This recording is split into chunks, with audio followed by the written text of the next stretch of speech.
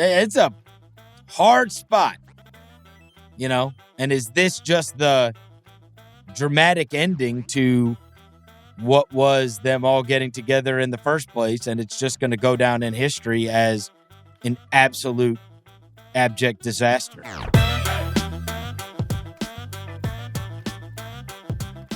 You think this is going to carry on, that this is going to be one of our summer topics? The whole KD hasn't talked to management. Well, wait, this is by Christian Winfield. Yep. Right? Yes. And that was in the New York Daily News yesterday. Yeah, so Christian, so what did he have in there? He had that KD and the hasn't Nets talked to haven't spoken, management, right? And then the author expresses, yes, and then Kyrie, I don't think this is going that great. Yes, and then Kyrie as well. They said that no guarantees that he gets the extension. Right. Those are the two main things Christian had in that story. I think you could have drawn that from Sean Marks' post-season press conference. Yeah, sure. Exactly. Right. No doubt about it. With it connects to what Sean Marks was saying there. The part about KD not speaking with management, that's a little strange, isn't it? Do you think that's strange? Especially when Kyrie Irving said that him and Joe and Sean and Kevin were going to get together and build the team. Mm-hmm. Yeah. How do you think KD feels about playing with Kyrie moving forward? How do you think he really feels? Unfiltered, he's hanging out with his friends and Rich Kleiman, and he's talking about how to win a championship in Brooklyn. Do you think he sees Kyrie as part of that? KD is not an idiot. He's also a very difficult guy to read. Yeah, he is. That's what I mean. He's very difficult to read. And I do think they're legitimately friends. They are. You know what I mean? Like real friends, not just like some of the situations where it's like I don't think him and James Harden were really friends, right? They played well together. Yeah, they played well, and they're friendly. They're acquaintances. They worked out together in the summer. They got this harebrained idea to all get together and force his way there and whatever else. They could pull it off. LeBron and Kyrie at the time weren't buddies. I think these guys are actually friends. Yeah. And so I do think that's a little bit different. But, they got swept out. Christian Winfield says potential disaster is brewing. Here's the two things that matter, right? The two nuggets are, and I'll just read these. This is why. As I've already written, the Nets championship hopes hinge on an amicable solution with Irving, whose personal decision not to get vaccinated and unpredictable injury history have led the Nets hesitant, and now, according to a source familiar with the Nets' thought process, are outright unwilling to give him a long-term extension. Okay? There's one. The second one is, if Irving leaves outright as a free agent this summer, disgruntled by the Nets' hardball stance on his availability, Brooklyn doesn't have the cap space to replace him with a star, which means Durant, entering year 16, could be playing with a questionable Ben Simmons, who's had back surgery, and a roster full of role players. That's a first-round exit at best. If Durant stays to see it, according to multiple sources, Durant and the Nets front office have not spoken since they were swept out of the first round. In layman's terms, if Irving leaves the Nets, it wouldn't be a surprise if Durant becomes frustrated with the organization's ability to put a championship pieces around him. The idea is you're in the catch-22 on this Kyrie thing, right? It's the worst thing you could do for your franchise, probably. It's also the way that you could probably keep Kevin in the fold and Kevin happy. Right? Unless it's what he doesn't. Unless he doesn't want it. Unless he also is like, yeah, let's see what we can do without Kyrie. Well, but I can't imagine that. That's why he frames it, though, Kev. You can't replace it. I agree. The way I read it is that this is the Nets front office taking back control. Like, hey, we're just going to do what we think is best for the future of the franchise. Period. End of story. Here's the problem, though. You can't replace it. Yeah, exactly. Like, you can't. But from reading that, don't you get that impression that the Nets are just going to do what they want to do here? Regardless of but then I think he's right. I think that's why he's framing it like this. It's year 16.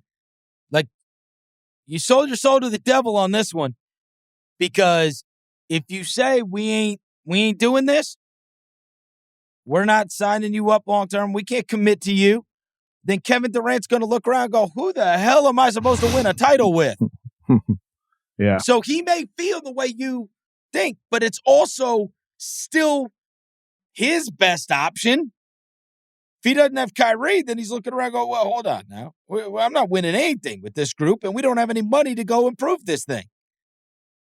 That's why it's a hard spot, And is this just the dramatic ending to what was them all getting together in the first place, and it's just going to go down in history as an absolute abject disaster? It could. And I mean, the crazy part here is he's only in entering year one of 4 with that big contract extension, nearly $200 million. So, the Nets don't have to trade him if he was disgruntled. They could say, deal with it and know that we're going to fix it. We're going to win a championship with you. Mm-hmm. Just give us time to adjust and fix it again. And that's the thing that he doesn't have. It's time. Yeah. He's older.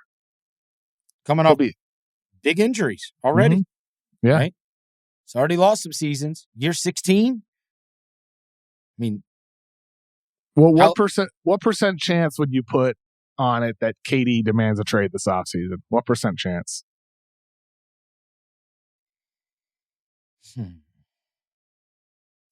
If they just let Kyrie walk, if they just say we're not signing him, or Kyrie just says, F it.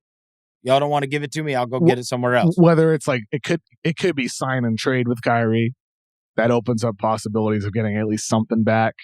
If it's sign and trade, maybe I think that's the most likely path if Kyrie were to leave, because so few teams have cap space. Like, why would he sign to Detroit for that, for example? And why would Detroit want him with Cade? I just don't see it. I think it would be, it would be dependent upon what they can put around him.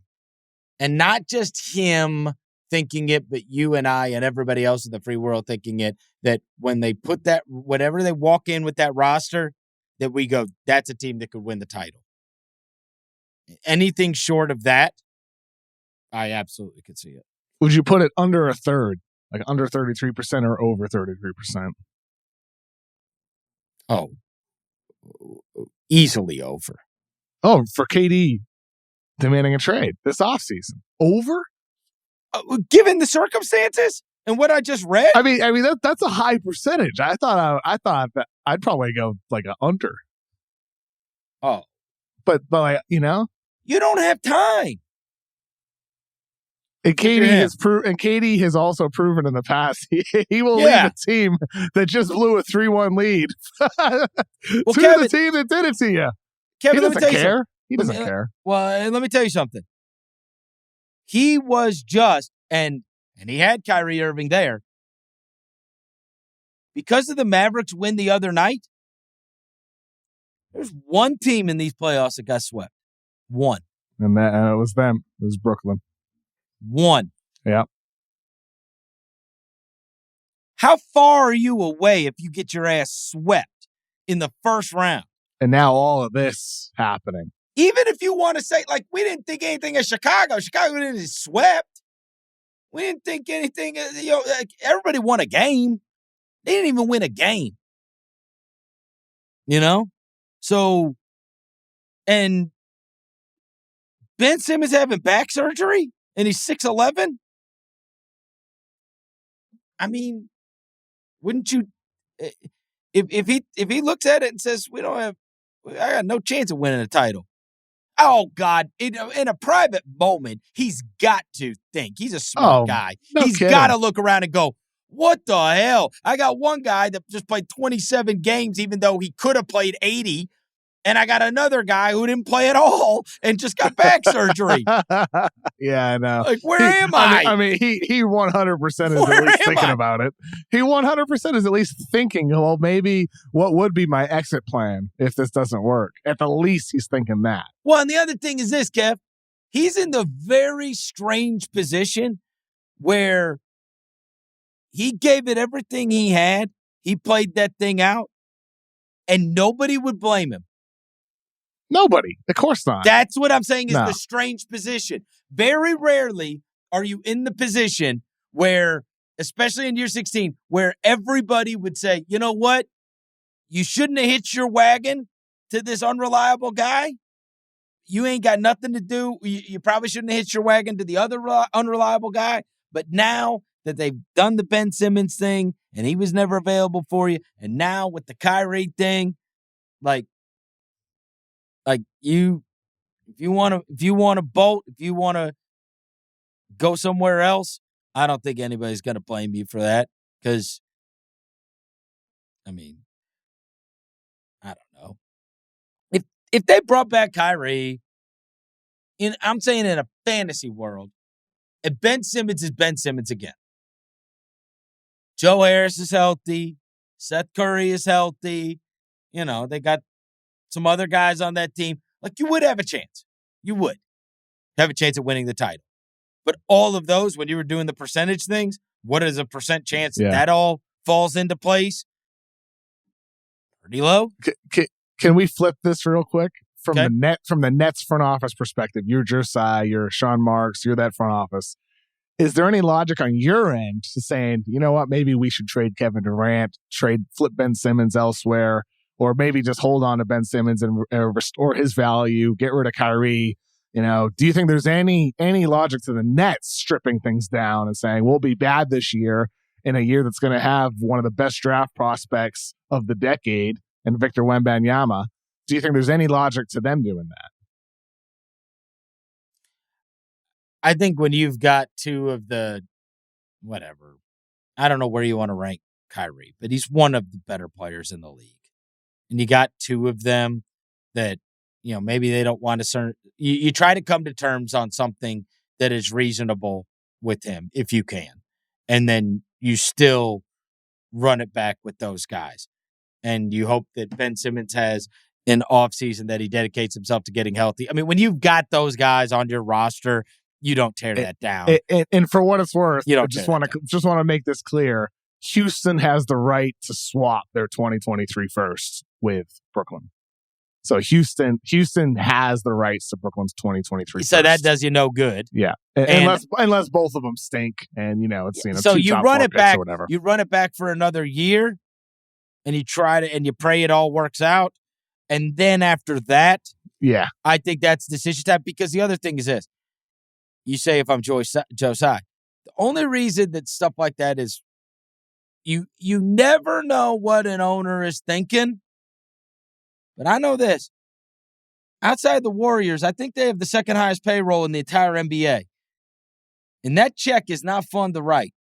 It is punitive, right? That luxury tax bill. And there's not a rich guy in the world that wants to write that check and didn't get a playoff win?